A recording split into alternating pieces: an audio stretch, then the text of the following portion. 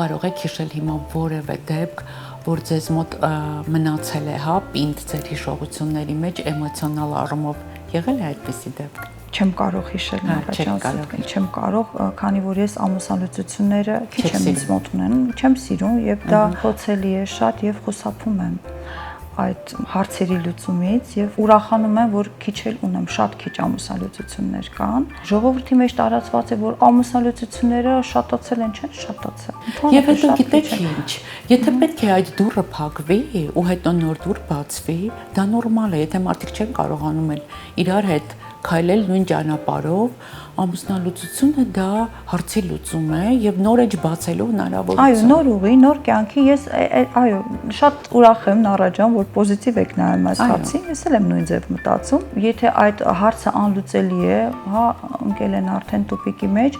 ինչու՞ չէ դա եւս մի ուղի է նոր կյանք մտնելու, նոր կյանքի փուլ մտնելու եւ նոր հարաբերություններ, ինչու՞ չէ, եթե հարաբերությունները չէ, ինչ որ կյանքի իրենց ուզածին հասնելու հնարավորությունը, ես բաց չեմ նայում այդ հարցին։ Կյանքը մեզ մոտ տարիների գործվածք է,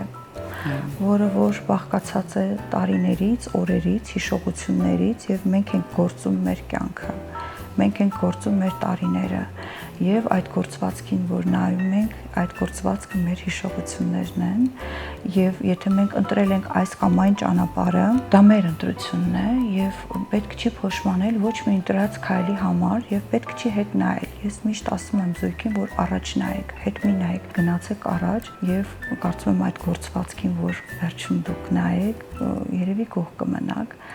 քանի որ դա է ձեր ընտրությունը, դա է ձեր ընտրած ուղին։